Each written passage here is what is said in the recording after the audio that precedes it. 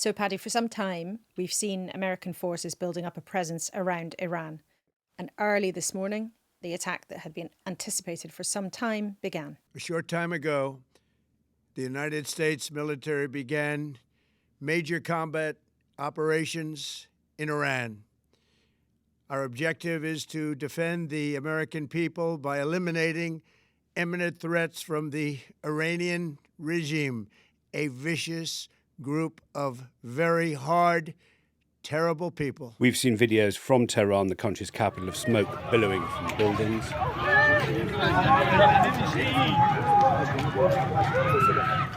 And the now familiar sounds of sirens ringing out in Israel. Followed by explosions which the BBC has authenticated across Gulf states where the US has bases. Oh my God, oh my God, oh my God, oh my God!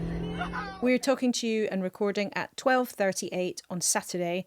We are in the very early stages, Paddy, but this looks like it could be a very grave chapter in the many chapters of conflict in the Middle East.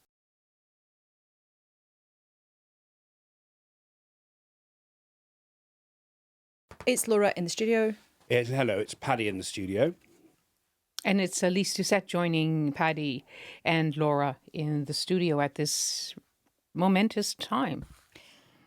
It feels like a huge day, Lyse, and we're lucky to have you with us today with all your experience, including your recent experience of being in Iran. Newscasters, a bit later in the programme, we will be talking to the Deputy Labour leader, Lucy Powell, because it's been a huge 36 hours in UK politics too. But of course, all the headlines today are focusing on this new stage of conflict in Iran, and which appears to be spreading across the Middle East, with retaliation from the Iranians towards Israel and other places, even Abu Dhabi and Riyadh, also reports of strikes across the region. So let's just take this step by step. In the most basic sense, Lyse, what is the first thing that happened here?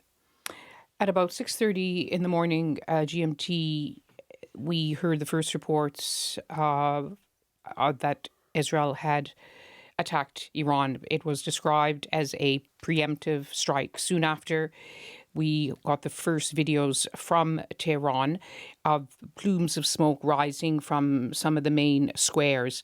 Then from Israel, the reports of people being told to go into the shelters, of air raid sirens, just an early warning that nothing was in the air, but just get ready. There's possibly the advance warning signals. People immediately went into the shelters. Then we got reports, then it escalated. We had reports of many more cities in Iran coming under attack, and then Iran retaliated, not just against Israel, but as you mentioned, against other Arab capitals in Bahrain, in Kuwait, in Jordan, in Saudi Arabia, in the UAE, one after another. Iran had repeatedly warned, that this time it wouldn't hold back. This time would be different. And especially if it considered that this battle was existential, it would use unprecedented force. And I think this is what we are seeing. President Trump, when he first spoke, 8 minutes in a video on his Truth Social platform, making it absolutely clear that, as he has often said, Iran cannot have a nuclear weapon. We will destroy their ballistic missiles. But even more, calling on Iranian security forces to lay down their arms. And if they did, they would have immunity. If they did not, they would face the consequences. Telling the people of Iran to take shelter for now while the bombs are dropping. But when the bombs stopped, to seize the government institutions. This would be their only chance in generations to take power. And because it's about regime change. Finally, to the great, proud people of Iran, I say tonight that the hour of your freedom is at hand. Stay sheltered. Don't leave your home. It's very dangerous outside. Bombs will be dropping everywhere. When we are finished, take over your government. It will be yours to take. This will be probably your only chance for generations. For many years, you have asked for America's help, but you never got it. No president was willing to do what I am willing to do tonight. Now you have a president who is giving you what you want. So let's see how you respond. America is backing you with overwhelming strength and devastating force. Now is the time to seize control of your destiny and to unleash the prosperous and glorious future that is close within your reach. This is the moment for action. Do not let it pass. Bear in mind that even though support has been draining away from the clerical regime, that they still have an ideological core that will fight to the last breath. They have the elite Islamic Revolutionary Guard Corps established in 1979, whose specific mandate is to defend the revolution because they didn't trust the army. They thought it was too close to the Shah. You also have the Basiji, which is the volunteer militia, and we saw them on their motorcycles patrolling the streets of Tehran as a warning, telling people, don't come out in the streets, you will know the consequences. They will fight. And it has to be said that during that extraordinary wave of protests that was put down with lethal force, causing more casualties, we still don't know the exact, but certainly in the many thousands of deaths, we had no reports that there were any defections in the security forces, no reports of any cracks in the regime. But now this is uncharted territory, what is happening now. And just to spin out for a bit of very, very basic context of what we're talking about here. The Shah was the former monarchy, the monarchy in Iran. That was brought down in 1979 by the Iranian Revolution, which then became the Islamic Revolution when Khomeini returned from Paris. And then this broad coalition of left-wing and activists, civil society, they all had come together, but it soon became clear that this was an Islamic revolution. The Islamists would be in charge. And the reason that people have been out on the streets in the last few months and also previously in other protests that have been very, very violently put down is because it is now a repressive regime. It's a regime that many countries in the West don't believe when they say that they're not trying to create a nuclear weapon. So just for that very basic context, because... But let's spell it out too. This is a country 3 times the size of Iraq. If we look at the last major US-led intervention, major military operation, some 92 million people. This last wave of protests in the recent years, there has been an uprising every few years. They were sparked by the traders in the bazaar who couldn't sell their electronic goods because the currency collapsed. And the Americans later confessed that they did that. They brought about the collapse of the real currency, which went into free fall against the dollar. So it began with the traders. It was an economic strike over their financial woes. The students then joined in, and then the spark lit a huge fire. It spread across many more social classes, people from many different walks of life, and it spread across the country and spiraled into something much bigger. And speaking to people last night in the streets and markets and bazaars of Tehran, people would say to me, some people went out for economic reasons, and the government acknowledged there were economic grievances. Some people went out because they were fed up with the corruption and the mismanagement. Others went out because they saw no way to improve their lives but to bring down the regime. And I have to say, for the very first time in going to decades in Iran, there were people who said to me, I've got nothing to lose. It's not nice to have your country attacked, but an American airstrike is the only way for me to bring down this government and to have a different life. But on the other hand, others really worried, and they will be worried today as they try to find shelter. They don't want an attack. It's a country pulling in different directions. And we're seeing those divisions in some of the videos that are emerging on social media, and it's very hard to verify the material that's coming out. There's often an internet blackout, which we understand is in place partly today.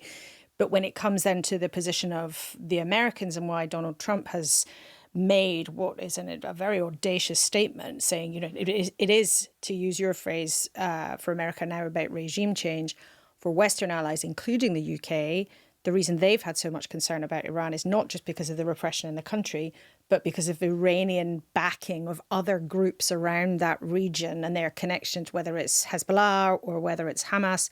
And of course, even now we know from the war in Ukraine, Russia and Iran have had strong links too. So this is about that country. But I suppose the reason why Western allies and America has been so forceful in this is they would say that Iran is a regime that is fomenting terror way beyond their own borders. I mean, the thing is, the West has got a really bad track record at changing the heads of oil-rich states. We don't have enough newscast to go through all the times the West has done this.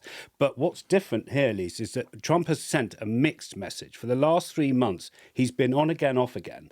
And the people of Iran came out thinking he was going to act earlier. I think we could say that's true.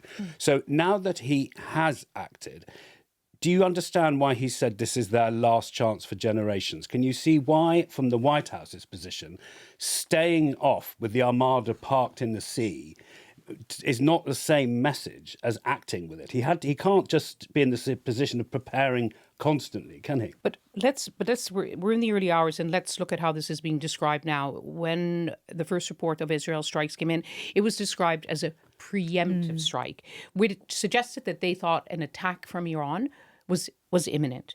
There is no evidence to suggest, no confirmed evidence that Iran was about to attack Israel or was about to do its own preemptive attack against American bases and individuals, some 40,000 U.S. personnel across the region. So they haven't made their case. They haven't provided evidence of that. Attacking another country is also illegal. Remember, before, in the run-up to the U.S.-led invasion of Iraq in 2003, George W. Bush toured the United States. He spoke in many capitals trying to make the case for war. He went to the UN Security Council. He built a coalition of other countries. President Trump and Prime Minister Netanyahu have done nothing of that. And they will think that that is secondary to what President Trump emphasized in his speech, that Iran is the biggest state sponsor of terrorism. It's a threat. But there are, and I'm not sure if you want to go through it now, the idea that for example, in his State of the Union address, President Trump, for the first time, said that Iran was developing ballistic missiles which could reach the United States. In other words, a direct threat to us.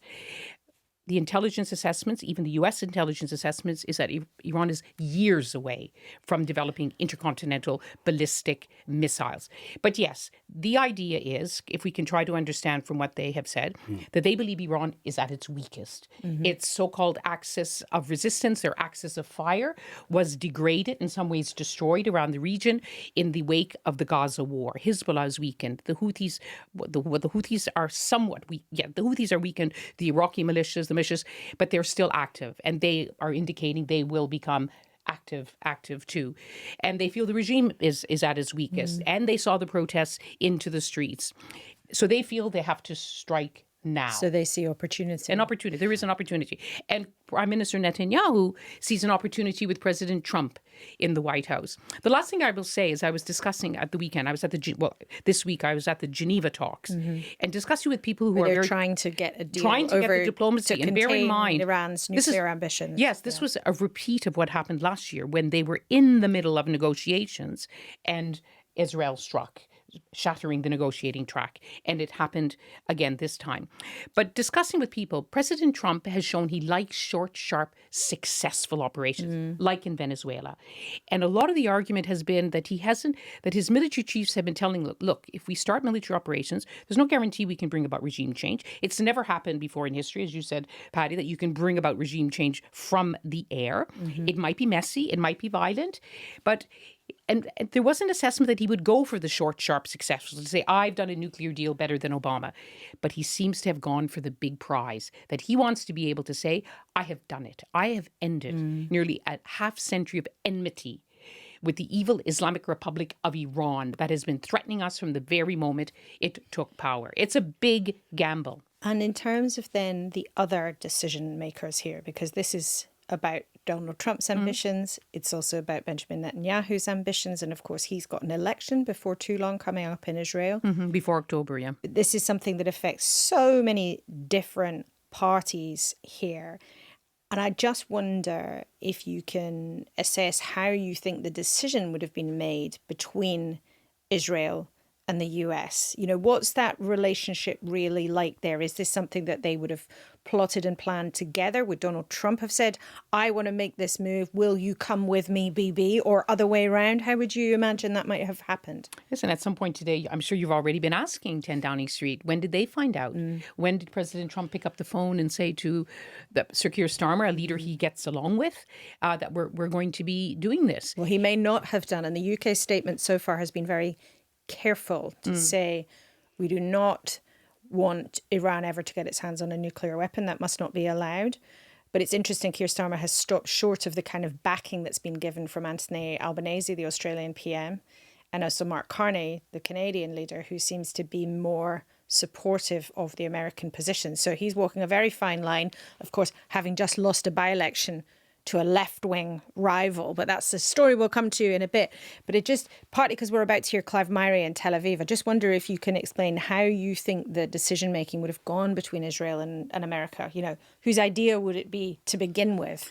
From the beginning, when President Trump returned to the White House for a second time, Prime Minister Netanyahu saw an opportunity. His whole life, one of his driving ambitions is to attack the nuclear installations of Iran, to prevent Iran from getting a nuclear weapon. And suddenly he found this ally in President Trump. But it hasn't been easy sailing.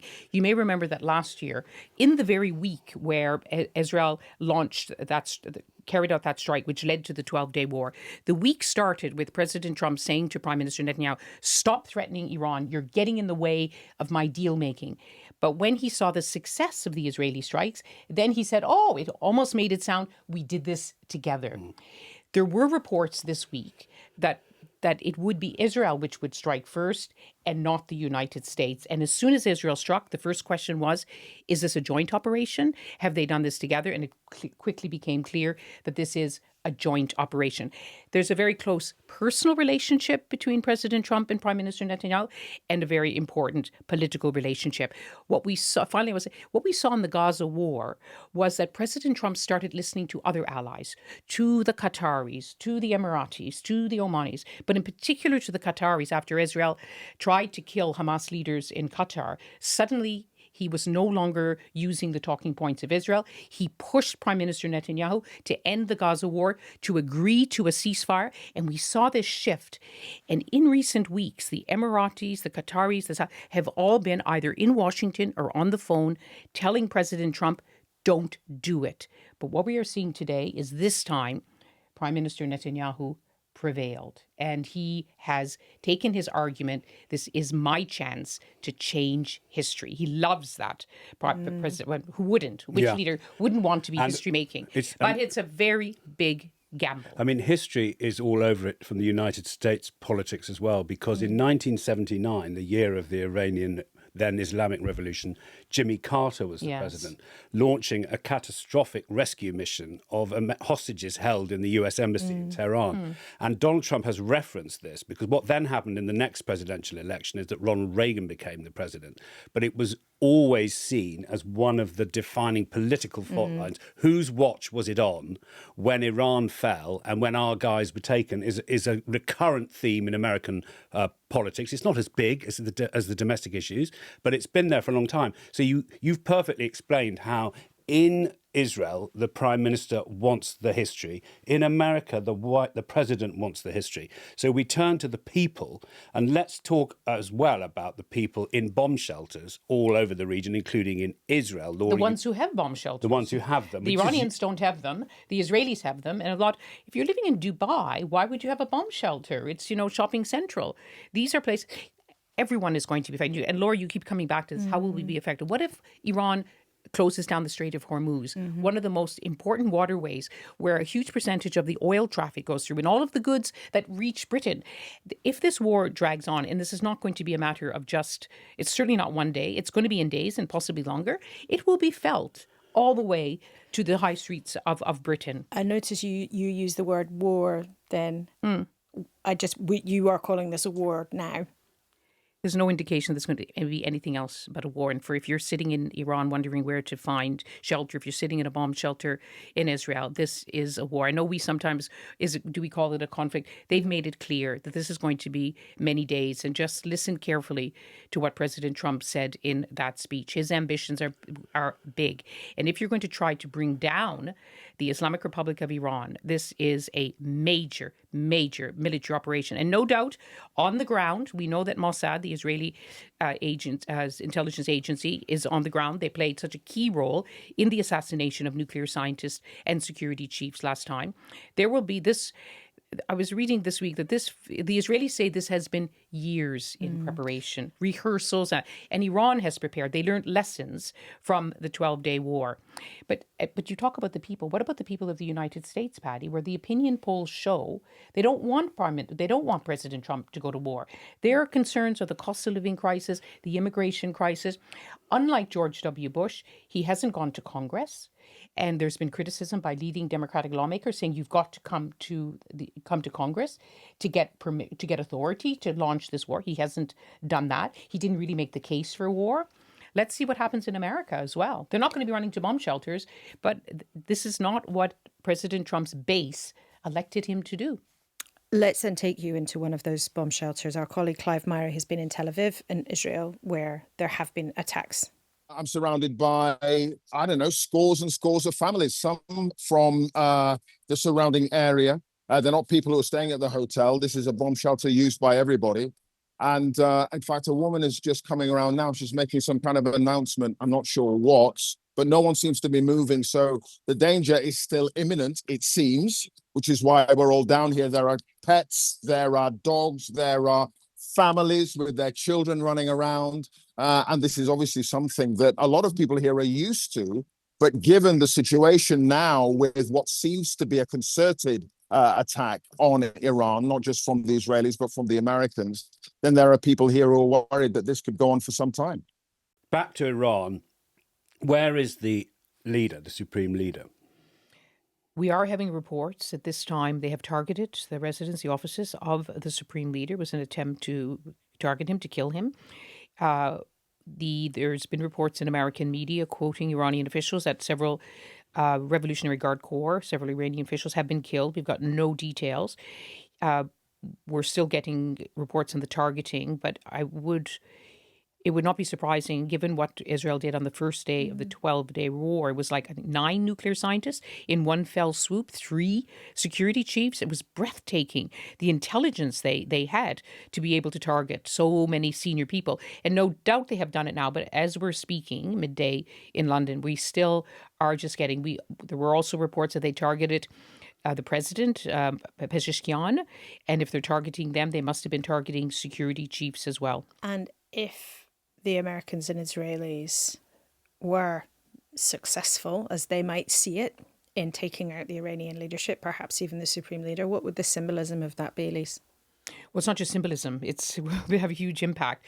But what we've been hearing from Tehran, what we heard when we were there, is that they've learned the lessons of the 12-day war. They realize that they are targeted, and it came very close last time, and that there have been reports in the New York Times that they prepared a short list for the succession, that during the 12-day war, the supreme leader, who's supposed to be the ultimate decision making, he prepared a whole level of alternatives. If they take the head of the senior commander of the IRGC, there's another one to step in his place. If he's also killed, there's another one to step into place. They have multiple levels of people ready to take charge, and indeed, the people who are now in charge this time are ones who are quite inexperienced compared to the ones who actually were in charge during the 12-day war. They had to slip into these positions, and now they're the ones who are at the command. And just when the you way say it works the in 12-day Iran's war, clerical regime, pardon? Just when you say the 12-day war, you the mean war last year. Last War year, summer yes. last year, when things Yes. were incredibly I have intense. such a high opinion of your newscast listeners that I think now that when we say, but you're absolutely right. But there is a procedure in Iran. There is what's called the Assembly of Experts, senior clerics. Their only job is to choose the next supreme leader. And there's been discussion amongst these clerics about who would be. There's said to have been for a long time a short list, and that short list, as they've been looking at it of late, in the midst of what's happening now to ensure a transition. We just don't know what's going to survive at the end of the day. And we are so pleased, Lyse, that you've been joining us for Newscast, because it's only 3 weeks ago you were there reporting from Tehran. It's absolutely unique access for our organisation, and we're so proud to have you with us. And we'll keep returning to this subject as things develop. We will. Thank you so much. Yes, and people say, well, why should we be going? And I have to say that it has reinforced my just being on the ground, being able to, and the courage of Iranians. They came up to us. We want you to know what we think, and the way they poured out their emotions. Some people didn't want to talk, especially when there was a television camera. Yeah. But so in a way that I haven't seen before, we want our views to be known in the world. We want our voices. We're angry. We want change. There was such a profound sense that Iran is now a different country, and they see that there is a profound yearning for change. I think even at the very top echelons, they understand. But is it going to be, the question always was, and now it's different after this morning, will it be change in the regime? Or will it, like we're seeing in Venezuela, or will it be regime change? Lyse, thank you so much indeed. And I'm sure I hope you'll be back with us very soon. So, Paddy, as promised, newscasters, we know you're a political nerds like the two of us, and we want to talk about the very important big political story in the UK here at home in the last couple of days, which was Labour's defeat at the hands of the Greens into third place, also by Reform, in the Gorton and Denton by-election. And I'm pleased to say that we are joined by the Deputy Leader of the Labour Party, Lucy Powell, who was on the doors pretty much every day during that campaign, I think, Lucy. Welcome to Newscast. What went wrong?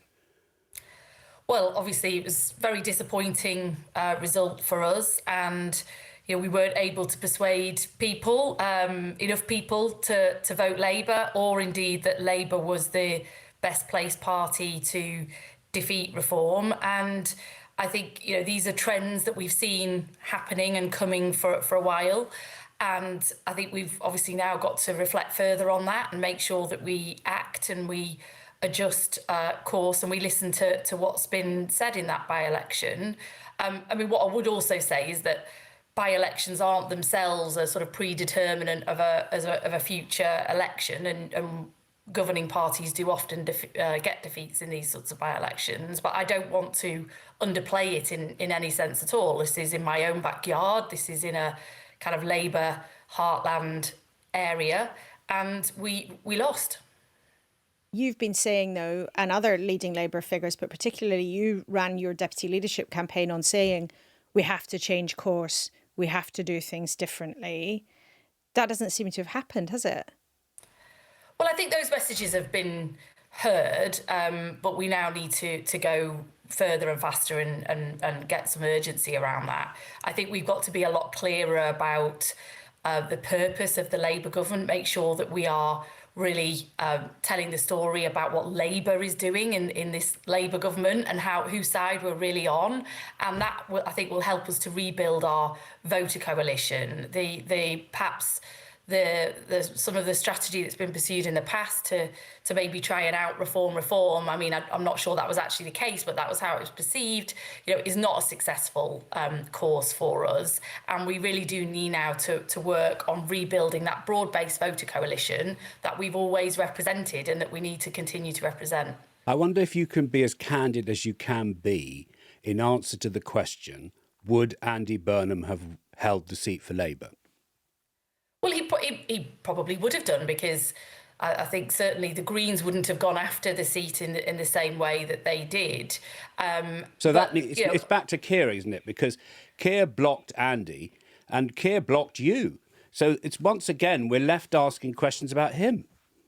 Well, look, I mean, I think the reasons for that decision and the reasons that I stand by, because I accept collective responsibility in these things and collective decision making. The worry was not necessarily about this particular by-election, but the subsequent by-election that therefore would be required for the Greater Manchester mayor. And I think what we can all sort of take this weekend is that perhaps we don't want that many by-elections going forward, because it is a challenging sort of time for us. But what I would say is, look, let's look at why Andy Burnham is particularly popular, because he is particularly popular here in Greater Manchester and across the north, because I think people do see in him someone who is on their side, someone who is delivering those Labour values and those Labour policies, like more social housing and better buses, more job opportunities, especially for young people.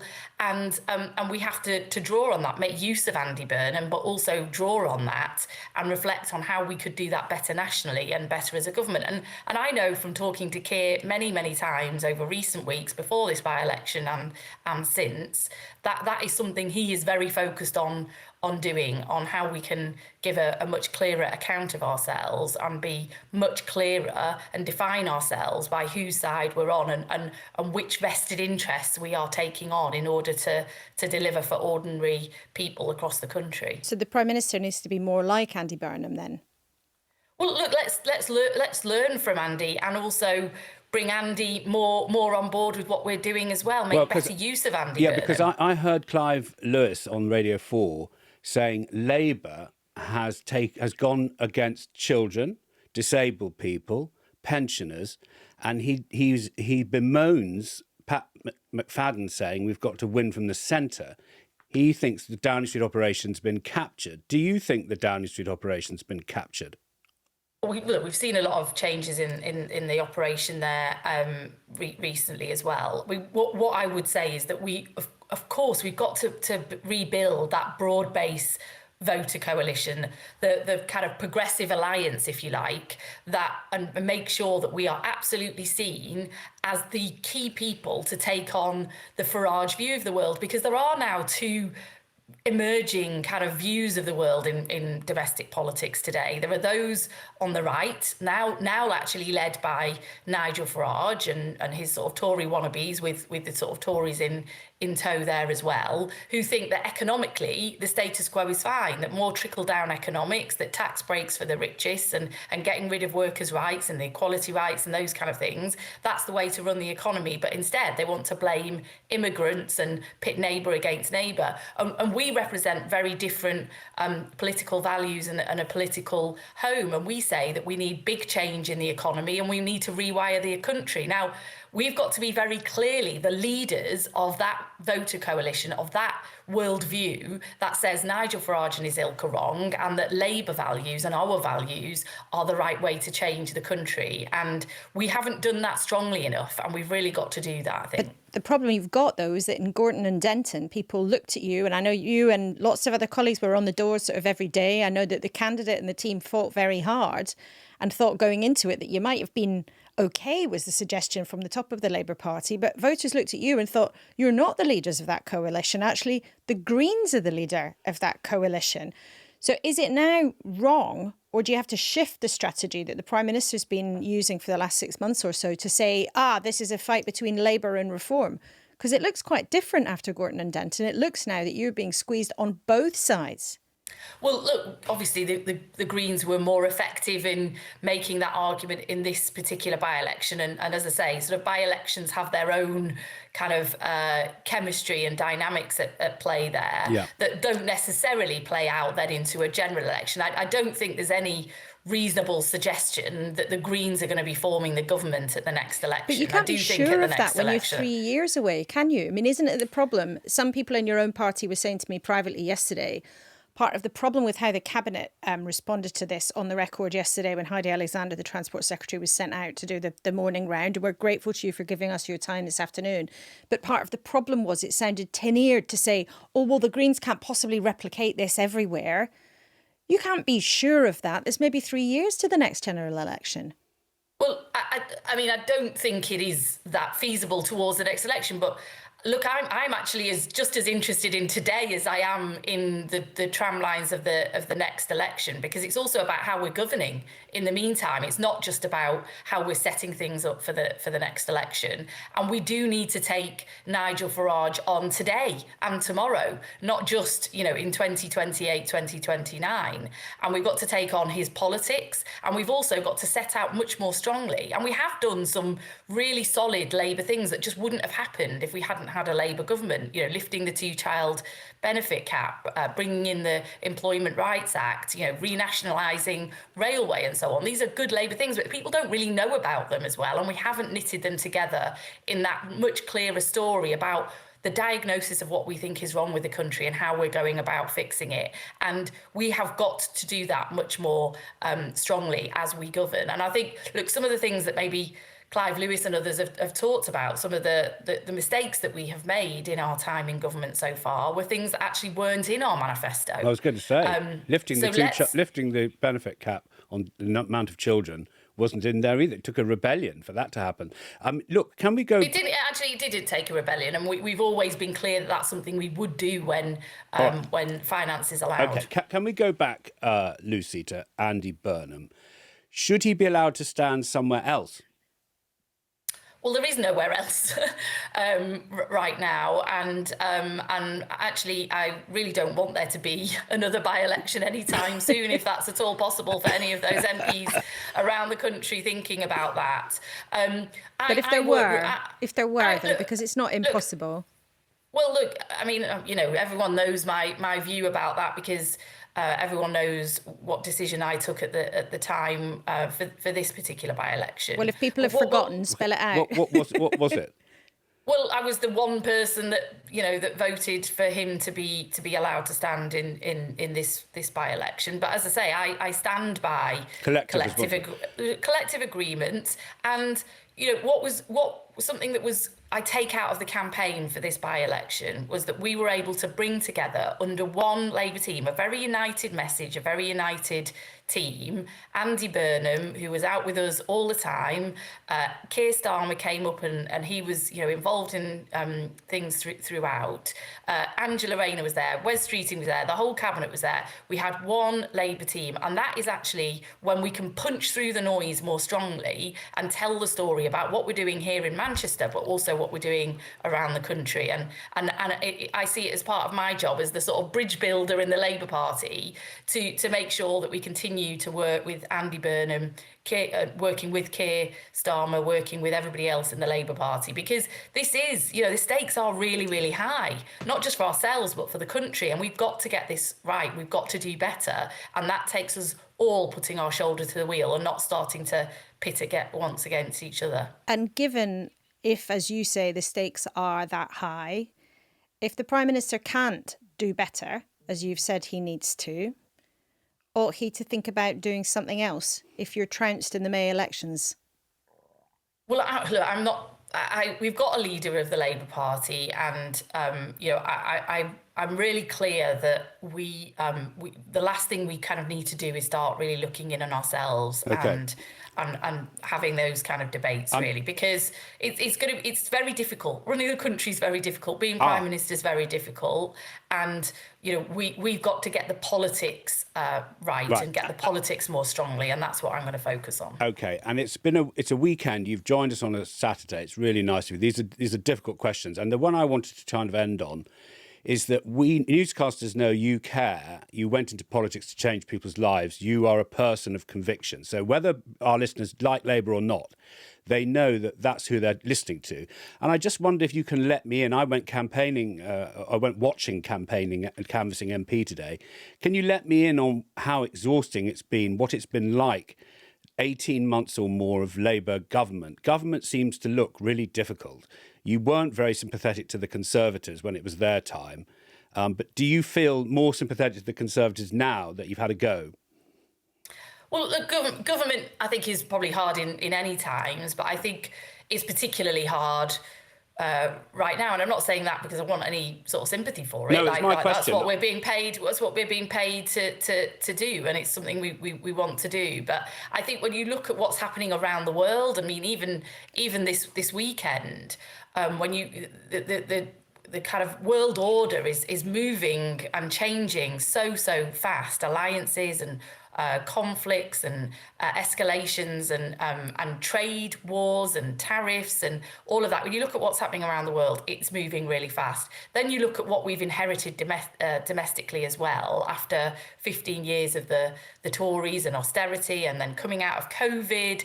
These big shocks that have come along that have left people and our public services much the poorer. And this is the agenda that we have inherited. And yeah, it's a lot to kind of turn around and change as quickly as people rightly want to see it happening. And politics is moving very fast, government is very slow, and we've got to get better at matching those two things up.